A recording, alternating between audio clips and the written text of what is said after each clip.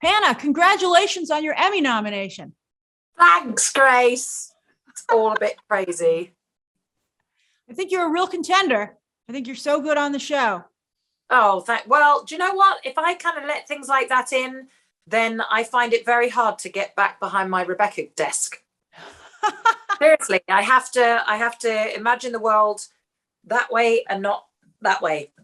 Are you filming now for season 3? No. We don't start that until the beginning of next year. So we're in a little bit of hiatus, but now that the show's come out and now we're talking about it, and it's a much quicker turnaround than last time. So it actually still feels like we're working on it all the time because we're talking about it so quickly after the event, after season 2. Oh, I can imagine. Well, you have a really impressive musical theater career. And Thank then, you. Of course, yeah, it's amazing. And then you got Game of Thrones. And now this. What advice do you have for other actors out there who feel, who are playing the long game? In terms of? Well, I think some people feel like, either you hit it immediately, and I think you have this really impressive career where you were like really famous in the musical theater scene. And now you're like a global name. I wouldn't change how my career has gone for the world because I was busy honing my craft, and theatre is hugely muscular and visceral. And I feel like that was the time I needed to do that. And my life experience at the same time has led me to being able to be in like that now. Oh, well, when you showed up on Ted Lasso, I was like, where's she been all my life? Like, really? It was just so great. So the first season really focused on Rebecca dealing with her divorce. But wow, in season 2, you have a lot of things on your plate. Bow, chicka, wow, wow. She's on for it. She doesn't know what the hell she's doing, but she's on for it.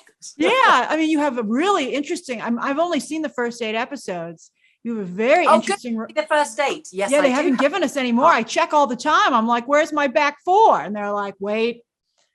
I'm like, I can't wait. So what are you making of Rebecca so far? To me, what's interesting about Rebecca is that it's probably one of the best portrayals I've seen of a woman in power while humanizing her. That's our demon writers. I mean, we've got equal men and women Jedi Knights in that room. And I'd love to be a fly on the wall when some things come up, and what comes up through those episodes. I would have loved to have been there when people threw their 2 penneth in to Jason and went, what about we do this? I would have loved to have been a fly on the wall, because I think this season is shaking it up and leaving no stone unturned. And we're seeing the darkness and light of every single character. Yes, I was surprised how dark the show gets for being such a famously light show, but it keeps. But there is that which is dark in everyone. Exactly. No, and it still stays a very light show. It doesn't change the DNA of the show. It just, as you're saying, acknowledges that darkness that's there. Yeah, and that you have to, acknowledge it and move on any given day. And sometimes the person that you don't think will help you move on does. Yeah, I have to say, with no spoilers, Rebecca is navigating some tricky waters for an employer. And that's all I'll say about that. Yeah, I was like, this is interesting. But you know what I want more than anything, because people have been so kind following Rebecca's plight and then triumphs in season 1.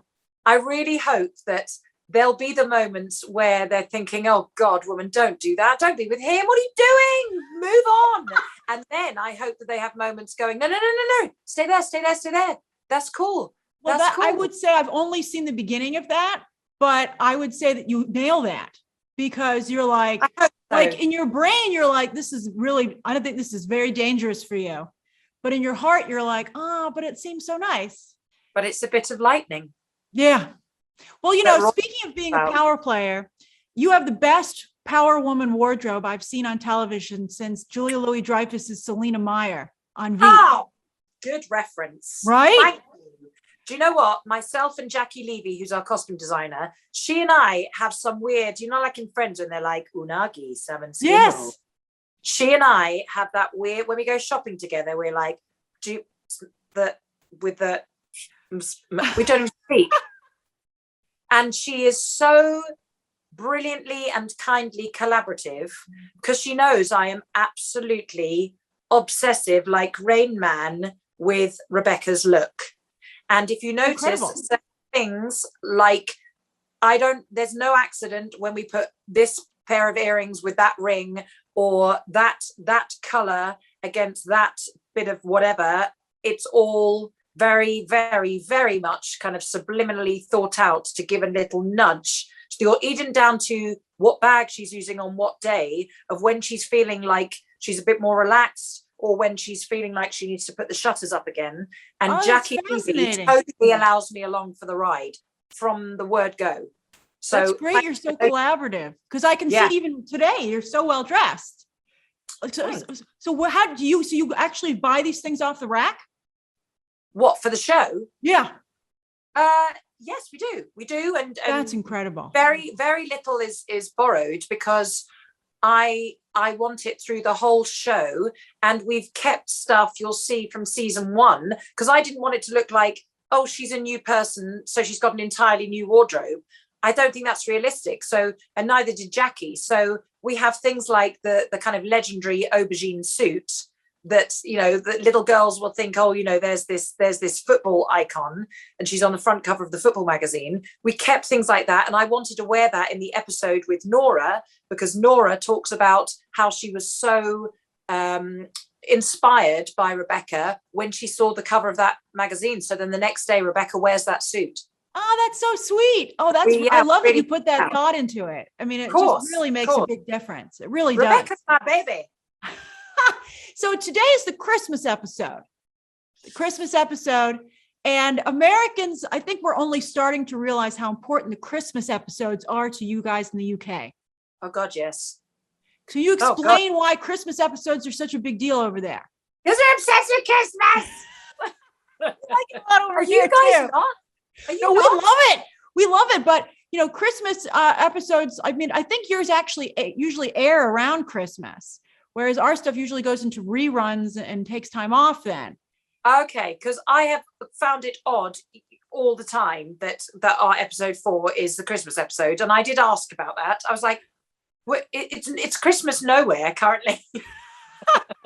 Apart from Richmond. Yeah, but it feels wonderful. You know, you have like those nice nods to like some great UK movies like Love Actually. It has that nice feel. How was it shooting the Christmas stuff? Oh my God, Grace, it was the most magical thing, because if you think about it, we were all globally stuck in COVID hell. That's right. None of us really had Christmases. So imagine when I am able to talk about the detail of Ep 4, am I? Yeah, I think you can give a little away. Yeah. Right. So when we were all in the street having a party, that was like the first. Oh, that's so sweet. Felt like we were having a party. Did it continue on after you got what you needed? Always. It made us feel festive when we hadn't felt festive. I certainly didn't feel festive because I was really ill over Christmas. So I'm sorry to hear that. That we all had that moment together, and because we hadn't had a chance to celebrate the success of season 1, it felt like we were all just what a party. And yeah. Oh, that's lovely. You know, also you and Juno Temple have talked a lot in the press about how great it is to have your characters be friends. Thank God. And I would agree with that. It's very unusual to see forget friends, more than one female character on a male-centric show. Yeah. But isn't it crazy that it's that strange, and even more strange that the women are playing people that support each other? Yeah, and you're both alphas. You know, usually one character would be like the best friend. I find it more strange that women are still pitted against each other, even if it's at a low level. I find that more strange than us getting on. People seem to have found it enticing and strange that we get on so well. And you're like, why wouldn't we? She's delicious. It's just such a great example. I think it's really nice to see. It's one of the nicest elements, I think, of the show. Good. Thank you. We are certainly going through season 2 as well. We became fractionally more vocal about how how we wanted that to play out. In some moments, we were like, could they not be more like this? Oh, that's great. Yeah. I'm glad the show is so receptive. Yeah, it is. And we have a bunch of staunch feminists in the chaps in our writers' room. So they're like, yeah, go for it. Yeah, that's one of my favorite things. And when I reviewed season 1, I said that I love that Ted Lasso shows that men can still be men while opening up and being empowering to other people, that they don't have to lose anything. No, well, take Jason, for example, being cool with the fact that I'm fractionally taller than him in the show. Yeah. He was like, well, she can wear whatever shoes she wants. Yeah, he could have said never to wear high heels. Yeah. Which is what I've had in the past. Really? So when Jackie actually came back to me and said, no, he's cool with whatever you want to wear, I was like, he is cool as fur. That's awesome. You rock a lot of very nice heels. I just think if you're already a tall woman, I'm already 5'11". I have never worn what I call an apologetic heel in my life. Yeah. You either have to go, no. If I want to do a 4, I'm doing a 4-inch. Oh, that's awesome. So if you notice, I'm either that or completely flat. That's interesting. Yeah, like in the Christmas episode. Yeah, I don't do a little, because I just think it looks like you're apologizing for your height. I can't apologize for my height. It is what it is. And it's so nice to be in my mid-40s and go, I'm in my mid-40s, I'm 6'2" in heels, and have your show creator go, hell yes, let's do it. Well, come on, you look amazing. Who would tell you to dial that down? So you and Juno have amazing chemistry. You and Jason have amazing chemistry, obviously. But what other characters are you excited? Well, I think Rebecca? What characters are you excited that Rebecca's interacting with in season 2? Without spoilers, I don't want to spoil anything. Roy Kent. Yeah, I love that it's at his hands that she's learning that, you know, why should you settle for fine? You need to feel like you've been hit by lightning. And for them to have chosen it to be Roy that says that to her, I think is absolutely inspired, because she knows very well that he doesn't talk unless it's truthful, whether it's affecting people in a bad way or good way, or, you know. So I'm really pleased that it's at his hands. And it was weird. Hearing it from him is... Pals. I'm sorry, what? We're such great pals. Oh, you are? Yeah, at first we were like, we're doing this together. Yeah, I was going to say, hearing it from his character is a little bit like lightning itself, because he's just so direct. It was a wonderful speech. The fact that he even gives a shit, I think, is brilliant. He's like, why do you think about why he deserves you? It tells you what Roy Kent thinks of Rebecca Welton in that moment. That's a great point. Yeah, he's just, because at the dinner he doesn't care. He doesn't seem to care at the dinner. No, and then but he's listening. He's listening the whole time. And when Keely is going, no, yeah, he's age appropriate. He's nice. And Roy's just like, you know, it's just brilliant that he doesn't just stay quiet. He offers up his opinion. And then, of course, we see them again in Ep 3 bumping into each other with the 2 little girls. And he helps her again.